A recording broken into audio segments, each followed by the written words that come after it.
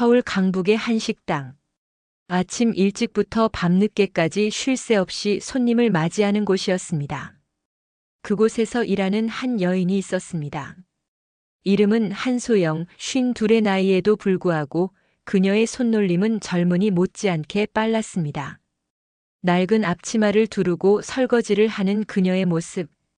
풍족해 보이진 않지만 기품이 느껴졌습니다. 고개를 숙일 때마다 보이는 깔끔한 목선, 정돈된 머리, 그리고 무엇보다 손님을 대하는 그 따뜻한 미소에서 정말로 빛이 났습니다. 사장님, 여기 김치찌개 하나 더요. 네, 금방 나갑니다. 소영의 목소리는 밝았습니다. 비록 손은 거칠어졌고 허리는 자주 아팠지만 그녀는 이 작은 식당에서 일하는 것에 감사했습니다. 이 일이 있었기에 아들 하나를 대학까지 보낼 수 있었으니까요. 어느 날 오후 2시쯤 손님이 뜸한 시간이었습니다. 식당 주방 냉장고가 고장났다며 사장님이 급히 수리기사를 불렀습니다. 문이 열리며 공구함을 든 한 남자가 들어섰습니다. 이름은 강태준. 55의 키 큰 체구의 단정한 작업복 차림이었습니다. 그의 눈빛은 맑았고 미소는 온화했습니다. 냉장고 고장 났다고 해서 왔습니다. 아, 네. 이쪽으로 오세요. 소영이 그를 주방으로 안내했습니다. 그 순간 태준의 발걸음이 멈췄습니다. 햇살이 창문을 통해 들어와 그녀의 옆얼굴을 비추는 순간이었습니다. 태준의 심장이 이상하게 뛰었습니다. 처음 느껴보는 감정이었습니다. 아내를 잃은 후 그는 딸 하나만 보고 살아왔습니다. 여자를 만날 생각도 재혼할 생각도 없었습니다. 하지만 이 여인은 달랐습니다. 힘든 식당 일을 하면서도 지치지 않은 그 눈빛, 손님에게 건네는 따뜻한 미소, 그리고 묻어나는 고결함. 저기. 냉장고는 여기 있습니다. 소영이 다시 말을 걸자 태주는 정신을 차렸습니다. 아, 네. 죄송합니다. 금방 고쳐드릴게요. 태주는 냉장고를 살피기 시작했습니다. 하지만 자꾸만 시선이 주방에서 일하는 소영에게로 향했습니다. 그녀가 국을 끓이는 모습, 접시를 정리하는 모습, 모든 것이 아름다워 보였습니다. 수리는 생각보다 오래 걸렸습니다. 아니, 태준이 일부러 천천히 한 것인지도 몰랐습니다. 그는 소영과 조금이라도 더 같은 공간에 있고 싶었습니다. 다 고쳤습니다. 이제 잘 작동할 겁니다. 고맙습니다. 수고하셨어요. 소영이 미소를 지으며 차가운 보리차 한 잔을 건넸습니다. 태주는 그 잔을 받으며 소영의 손이 얼마나 거친지를 보았습니다. 일하느라 상처가 많은 손. 여기서 오래 일하셨어요? 네, 벌써 25년째네요. 혼자 이신가요? 조심스러운 질문이었습니다. 소영은 잠시 망설이다 대답했습니다. 아들이 하나 있어요. 지금은 장가를 가서 따로 살고 있죠. 아, 그렇군요. 태준의 가슴이 두근거렸습니다. 저도 딸이 하나 있습니다. 올해 30이에요. 아이고, 딸 좋으시겠네요. 두 사람은 그렇게 짧은 대화를 나누었습니다. 하지만 그 짧은 시간이 태준에게는 영원처럼 느껴졌습니다. 그날 이후 태준은 자꾸만 그 식당 생각이 났습니다. 아니, 정확히는 그 여인 생각이 났습니다. 밤에 잠을 자다가도 그녀의 미소가 떠올랐습니다. 태준은 결심했습니다. 다시 그녀를 만나야겠다고. 며칠 후 태준은 다시 그 식당을 찾았습니다. 이번에는 손님으로. 어서 오세요. 소영이 밝게 인사했습니다.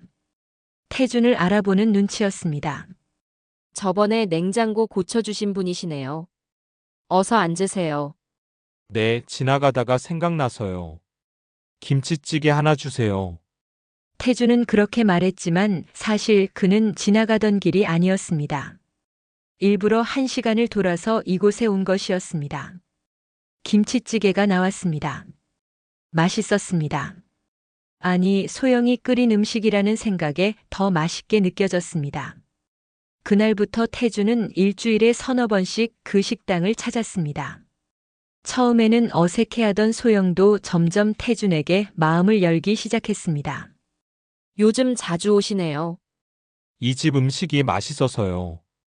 감사합니다. 소영은 수줍게 웃었습니다. 그녀도 모르게 태준이 오는 날을 기다리게 되었습니다. 이 나이에 이런 설렘을 느끼다니 자신도 믿기지 않았습니다. 두 사람이 가까워질수록 서로의 이야기를 나누기 시작했습니다. 어느 날 저녁 손님이 모두 떠나고 소영이 정리를 하고 있을 때였습니다. 태준이 마지막까지 남아 있었습니다.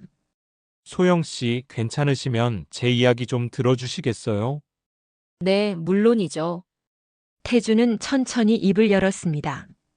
제 딸은 사실 제 친딸이 아닙니다. 소영은 놀란 표정으로 태준을 바라보았습니다.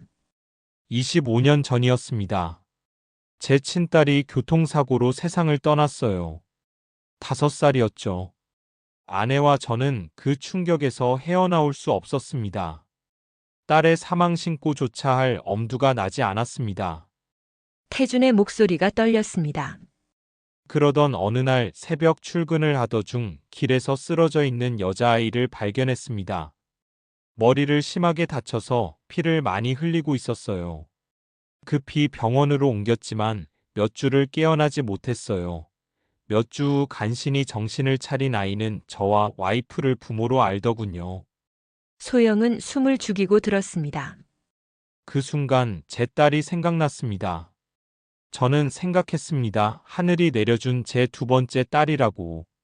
그래서 지금의 따님이 네, 그 아이는 자신이 입양됐다는 사실을 기억하지 못합니다. 저도 말하지 않았고요. 부인께서는 아내는 그 일이 있고 나서 점점 건강이 나빠졌습니다. 원래 지병이 있었는데 그게 악화됐어요. 결국 얼마 못 가 세상을 떠났습니다. 소영의 눈에 눈물이 고였습니다. 태준의 아픔이 느껴졌습니다. 소영 씨, 이제 제 이야기를 했으니 소영 씨 이야기도 들려주실 수 있나요? 소영은 잠시 망설이다 고개를 끄덕였습니다. 저도 아이가 원래 둘이었어요. 아들 하나, 딸 하나. 태준은 깜짝 놀라 소영을 쳐다보았습니다. 남편을 일찍 여의고 혼자 두 아이를 키웠습니다.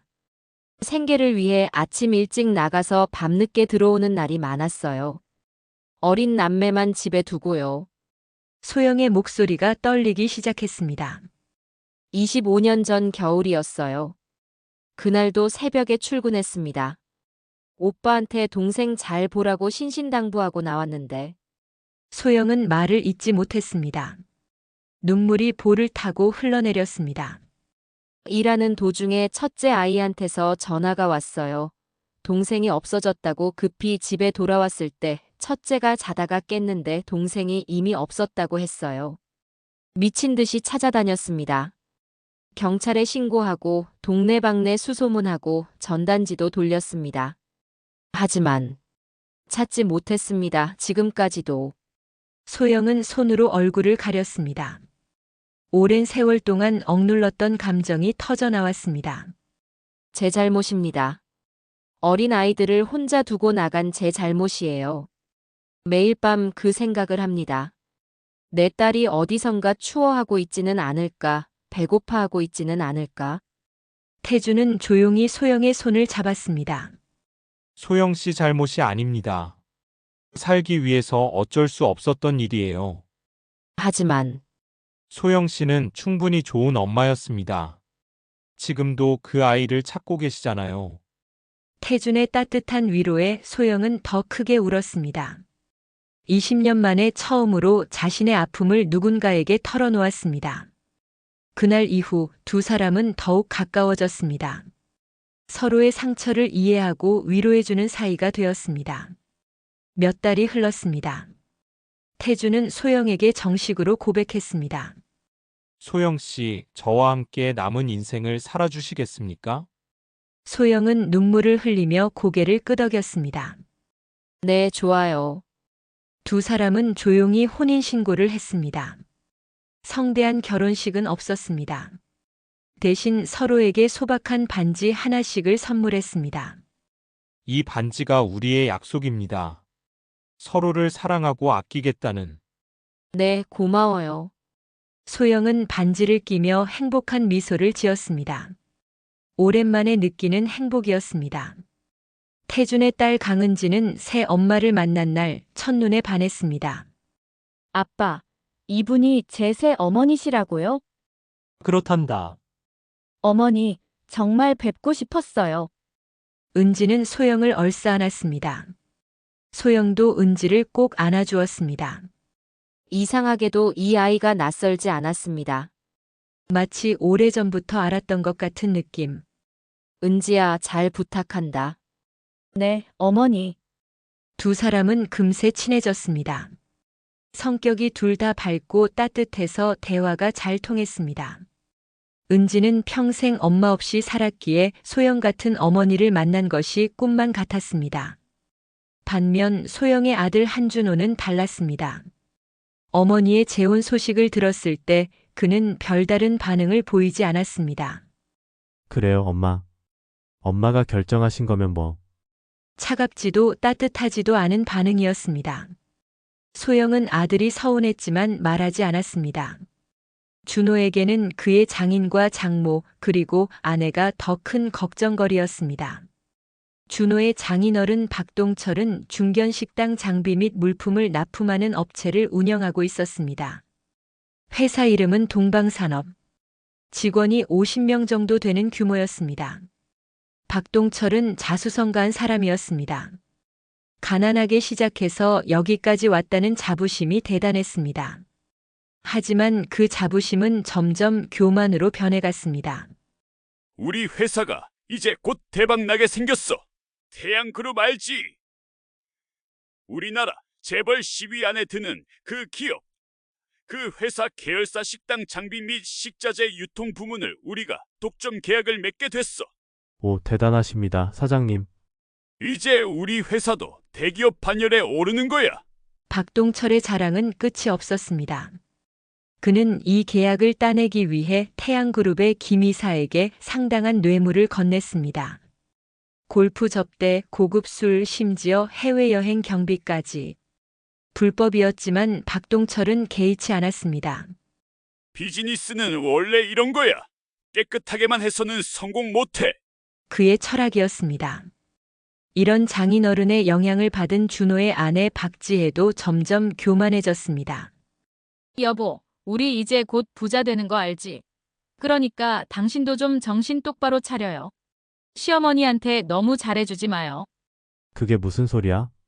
식당에서 일하는 분이잖아요. 우리 체면 때문에라도 거리를 둬야죠. 특히 이번 우리 아이 돌잔치 때는 오시지 않았으면 좋겠어요. 준호는 아무 말도 하지 못했습니다. 그는 원래 소심하고 우유부단한 성격이었습니다. 아내와 장인어른 눈치를 보느라 어머니를 제대로 챙기지 못했습니다. 소영은 손자를 한 번도 안아보지 못했습니다. 출산 후에도 100일 때도 만나지 못했습니다.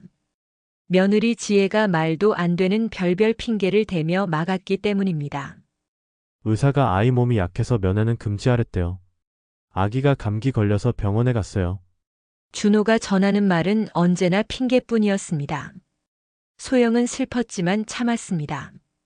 아들이 힘들어할까봐, 며느리와의 관계가 나빠질까봐 조용히 참았습니다. 대신 손자를 위해 돈을 모았습니다. 돌잔치 때 손자에게 금반지라도 사주고 싶었습니다. 그런 생각에 소영은 손자를 생각하며 혼자 웃었습니다. 반면 박동철 부부는 점점 소영을 무시하기 시작했습니다. 아이고, 우리 딸이 고생이 많겠네. 식당에서 허드레질이나 하는 그런 시어머니를 두다니. 괜찮아요, 엄마. 어차피 안 만나니까. 지혜는 태연하게 말했습니다. 그래도 창피하긴 하지.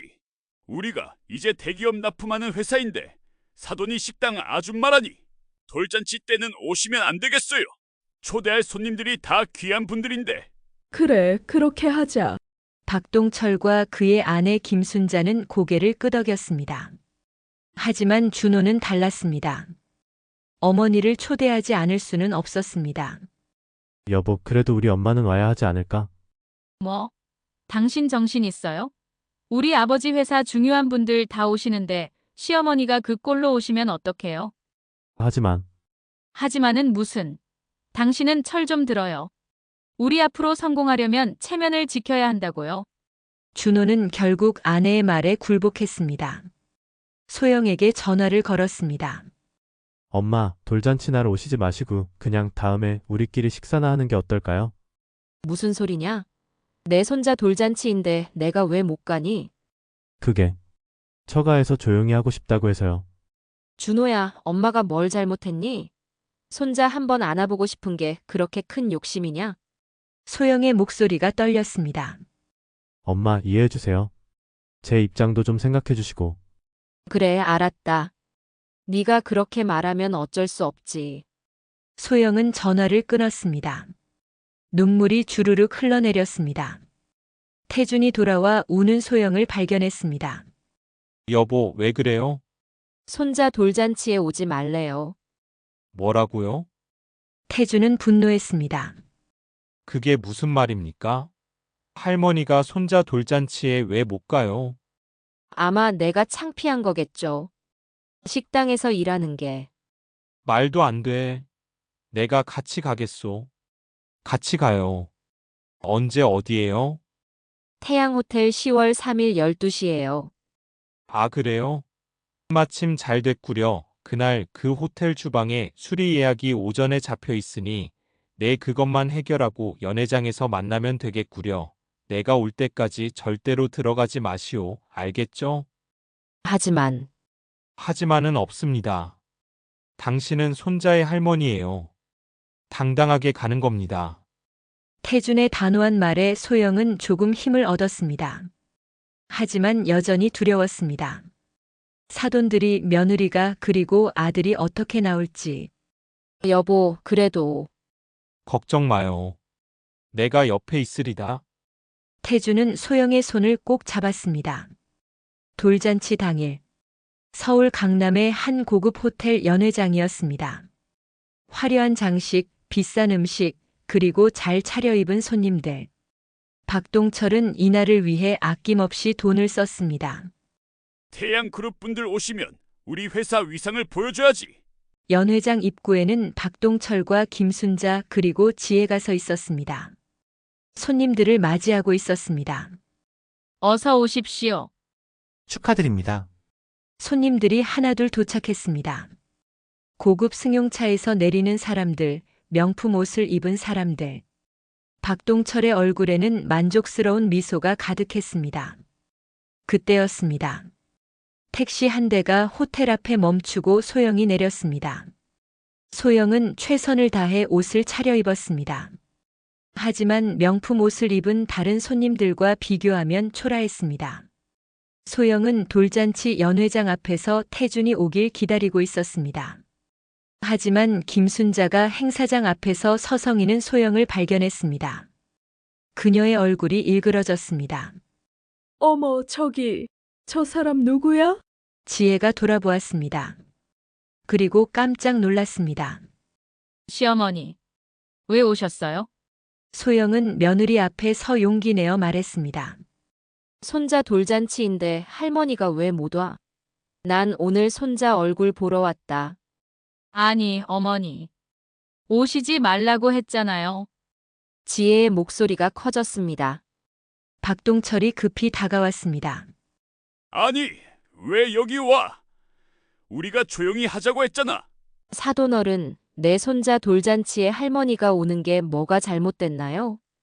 소영의 목소리도 단호했습니다. 아니, 이봐. 오늘 우리 중요한 손님들이 오시는데 당신이 그 행색으로 오시면 우리 체면이 어떻게 되겠어? 박동철의 말에 주변 사람들이 쳐다보기 시작했습니다. 소영의 얼굴이 붉어졌습니다. 행색이 어때서요? 깨끗하게 입고 왔는데. 깨끗하게는 무슨... 다른 분들 좀 봐. 다들 명품 입고 오시는데. 소영을 위아래로 훑어보며 말했습니다. 둘 사이의 실랑이가 계속되면서 주변 손님들이 수군거리기 시작했습니다. 박동철은 체면이 구겨지는 것이 싫어 소영을 한쪽 구석으로 끌고 들어갔습니다. 일단 안으로 들어와. 밖에서 이러면 창피하잖아. 소영이 일찍 도착한 탓에 연 회장 안은 한산했습니다. 한쪽 구석으로 끌려 들어간 소영을 시댁 사람들은 더욱 심하게 몰아붙이기 시작했습니다. 시어머니, 그냥 가세요. 오늘은 안 돼요. 지혜가 소영을 막아섰습니다. 왜 안 돼? 나도 손자 보고 싶다. 돌잔치인데 할머니가 왜 못 와? 행색이 너무 초라해요. 몸에서 음식 냄새도 나는 것 같아요. 저기 식사 테이블에도 못 앉으실 것 같은데요. 지혜의 말에 소영의 가슴이 쿵 내려앉았습니다. 내가 그렇게 창피해? 네, 솔직히 말하면 그래요. 손님들한테 폐만 끼쳐요. 차갑게 내뱉는 며느리의 말. 소영의 눈에 눈물이 고였습니다. 그때 소영은 결심했습니다. 오기가 생겼습니다. 그래요. 내가 초라하죠. 하지만 나도 손자를 위해 준비했어요. 소영은 가방에서 금반지와 금두꺼비를 꺼냈습니다. 식당에서 일하며 모은 돈으로 산 것들이었습니다. 이거 봐요. 이 정도면 손자 한번 안아볼 자격이 되지 않아요? 금부치를 보자 박동철 부부의 눈빛이 변했습니다. 하지만 여전히 비웃었습니다. 금부치 몇 개 가지고 온다고 해결될 문제가 아니야. 그럼 어떻게 하라는 거예요? 그냥 가세요. 다음에 따로 찾아뵙죠. 지혜가 소영을 밀치려 했습니다. 그 순간 지혜의 화려한 네일아트가 소영의 상의에 걸려 부러졌습니다. 이에 소영의 옷도 크게 찢어졌습니다. 아냐, 내 손톱. 지혜가 비명을 질렀습니다. 어머, 딸, 괜찮아? 김순자가 급히 달려왔습니다. 시어머니가 저한테 손찌검을 해요. 뭐? 감히. 순자는 화가 나 소영의 뺨을 때렸습니다. 딱! 소리가 연 회장에 울렸습니다. 소영의 입술이 터져 피가 났습니다. 이 여자가 박동철도 달려와 소영을 밀치며 넘어진 소영을 향해 발길질도 서슴지 않았습니다. 감히 우리 딸 몸에 상처를 내다니. 사과해. 사과? 내가 뭘 잘못했는데요? 무릎 꿇고 사과 안 하면 여기서 못 나가. 폭행죄로 신고할 거야. 박동철이 소영을 위협했습니다. 이 모든 상황을 바라보던 준호. 그는 떨리는 목소리로 말했습니다. 엄마, 그냥 가요. 이러다 일이 더 커져요. 준호야, 넌 내 엄마가 맡고 있는데 그것밖에 못해? 엄마가 먼저 와서 문제를 일으킨 거잖아요. 준호의 말에 소영은 더 큰 충격을 받았습니다. 자식에게 버림받는 느낌이었습니다. 그래, 알았다. 내가 잘못했다. 가마. 소영이 일어서려 했습니다. 하지만 박동철이 막았습니다. 아직 사과 안 받았어. 무릎 꿇고 사과하고 꺼져. 내가 왜요? 소영이 소리쳤을 때였습니다. 연 회장 문이 벌컥 열렸습니다. 마침 밖에서 한참 소영을 기다리던 태준이 안에서 들리는 소영의 비명 소리에 급히 연 회장으로 뛰어들어온 겁니다. 소영 씨, 태준이 달려와 소영을 일으켰습니다. 만신창이가 된 아내를 본 순간 그의 눈이 붉게 물들었습니다. 여보, 괜찮아요? 태준 씨. 소영이 태준의 품에 안겼습니다. 태준은 천천히 박동철 일행을 돌아보았습니다. 그의 눈빛이 차갑게 변했습니다. 내 아내가 무슨 잘못을 했습니까? 당신은 누구요? 저는 이 사람의 남편입니다. 아, 그 장비 수리 기사. 여기서 일하나 보네. 박동철이 비웃었습니다. 그렇습니다. 저는 장비 수리 기사입니다. 그럼 당신 주제에 우리한테 대들 생각은 하지도 마. 우리가 누군지 말 안 해도 알 거야? 누구신지 관심 없습니다. 제 아내를 때린 사람들이라는 것만 알면 됩니다. 태준의 단호한 말에 박동철이 코웃음 쳤습니다. 아니, 이 사람들 봐라. 식당 아줌마하고 노가다꾼이 우리한테 대들어. 끼리끼리 만났네. 수준 차이가 확실히 나는구먼. 당신들이야말로 수준이 떨어집니다. 사람을 돈으로 평가하는 당신들이. 소영도 가만히 있지 않았습니다. 나를 무시하는 건 참을 수 있어요. 하지만 내 남편을 무시하지 마세요. 이 사람은 누구보다 성실하고 바른 사람입니다. 나는 이런 남편이 자랑스럽고 존경하고 있습니다. 소영의 목소리가 떨렸지만 단호했습니다. 박동철과 지혜는 비웃었습니다. 어휴, 가난한 사람들끼리 위로하네. 꼴 좋다. 태주는 주머니에서 핸드폰을 꺼냈습니다. 그리고 누군가에게 전화를 걸었습니다. 은지야, 아빠야. 지금 어디 있니? 아빠, 저 회의 중이에요. 지금 당장 와라. 태양호텔 다이아몬드 홀로. 무슨 일이에요? 오면 안다. 빨리 와.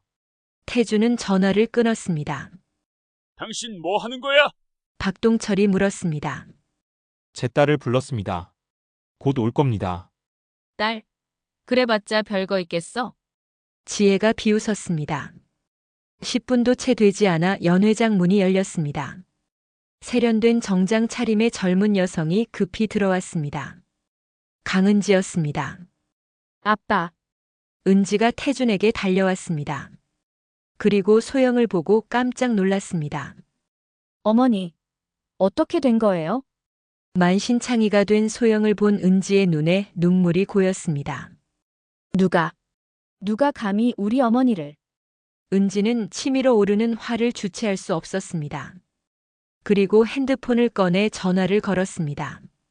김 이사님, 저 강은지예요.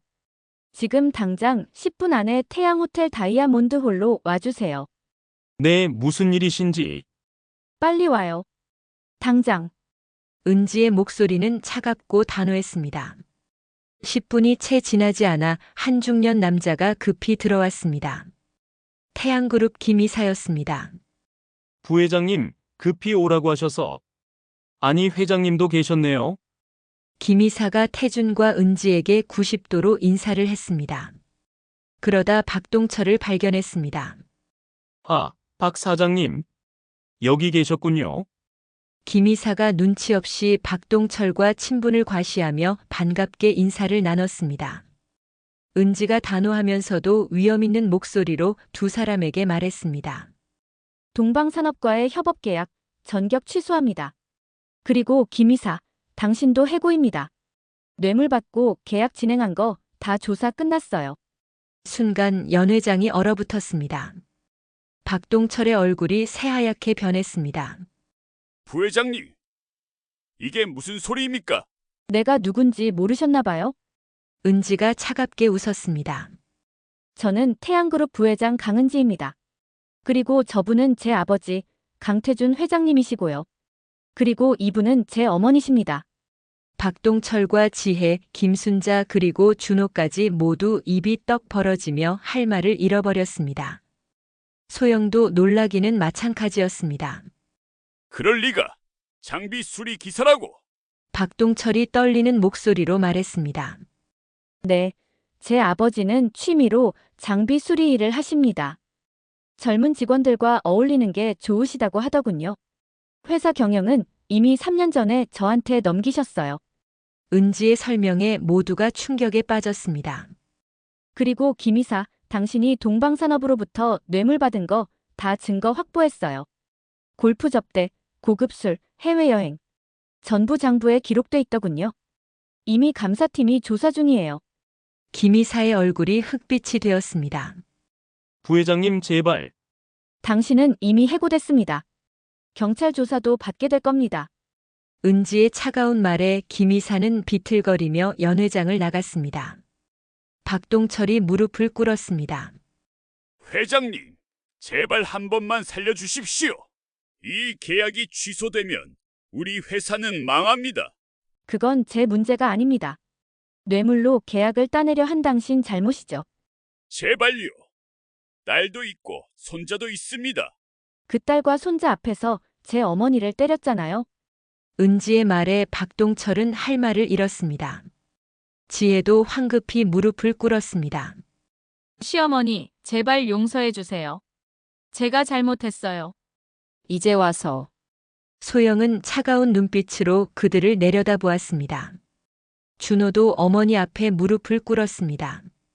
엄마, 미안해요. 엄마를 지키지 못해서. 소영은 아들을 보며 눈물을 흘렸습니다. 분노보다는 슬픔이 더 컸습니다. 태준이 소영의 손을 잡았습니다. 여보, 이제 가요. 이 사람들한테 더 이상 우리 시간 낭비할 필요 없어요. 네. 소영과 태준 그리고 은지가 연회장을 나가려 했습니다. 그때 태준이 멈춰 섰습니다. 그리고 주머니에서 종이 한 장을 꺼냈습니다. 여보, 그리고 은지야. 이걸 좀 봐요. 이게 뭐예요? 은지가 종이를 받아들었습니다. 그리고 눈이 커졌습니다. 이건 유전자 검사 결과. 그래. 너와 소영 씨의 유전자 검사 결과야. 소영도 놀란 표정으로 태준을 쳐다보았습니다. 여보, 이게 무슨...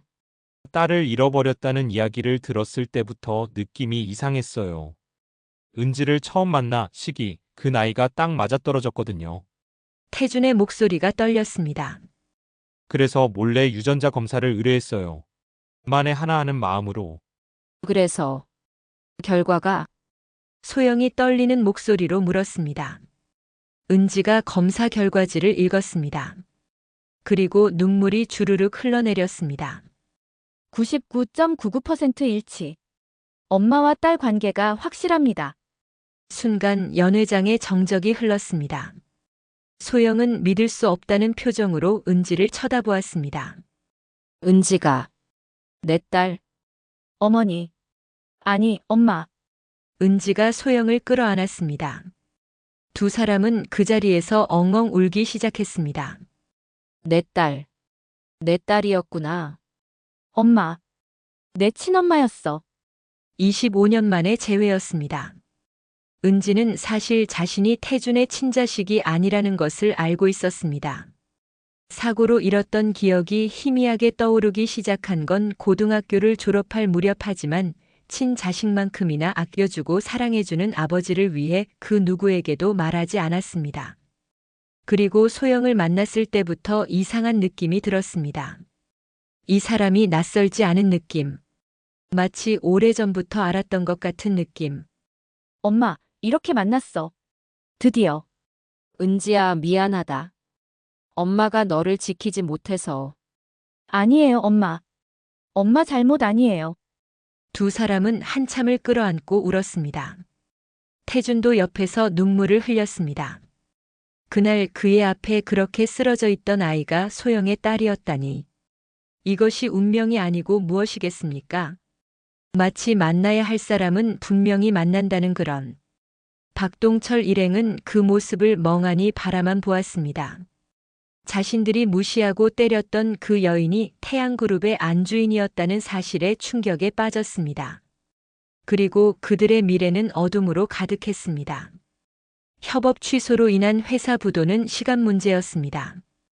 1년 후, 소영은 더 이상 식당에서 일하지 않았습니다. 딸 은지의 권유로 회사 사회공헌팀에서 일했습니다. 어려운 사람들을 돕는 일이었습니다. 자신처럼 힘든 사람들에게 희망을 주는 일. 태준은 여전히 취미로 장비 수리 일을 했습니다. 그리고 저녁에는 소영과 함께 산책을 즐겼습니다. 은지는 회사를 훌륭하게 경영했습니다. 그리고 이제는 진짜 엄마와 아빠와 함께 행복한 시간을 보냈습니다. 준호는 이혼했습니다. 지혜와 박동철 가족의 탐욕을 더 이상 견딜 수 없었습니다. 그리고 어머니에게 용서를 빌었습니다. 소영은 아들을 용서했습니다. 늦었지만 아들이 깨달은 것만으로도 감사했습니다. 여보, 행복해요? 어느 날 저녁 태준이 소영에게 물었습니다. 네, 이렇게 행복할 수가 없어요. 소영은 미소 지으며 남편의 손을 잡았습니다. 잃어버렸던 딸을 찾고 사랑하는 남편을 만나고 이제는 당당하게 살 수 있게 되었습니다. 인생은 때때로 기적을 선물합니다. 포기하지 않고 견디는 사람들에게. 오늘의 이야기는 끝까지 포기하지 않는 어머니의 사랑과 운명처럼 찾아온 기적에 관한 이야기였습니다.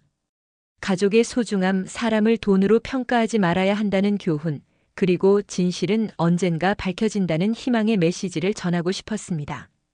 여러분도 힘든 시간을 보내고 계신다면 포기하지 마세요. 언젠가 여러분에게도 기적 같은 순간이 찾아올 것입니다. 오늘도 여러분의 하루가 따뜻한 희망으로 가득하길 바랍니다. 재밌게 즐기셨다면 구독과 좋아요 부탁드립니다.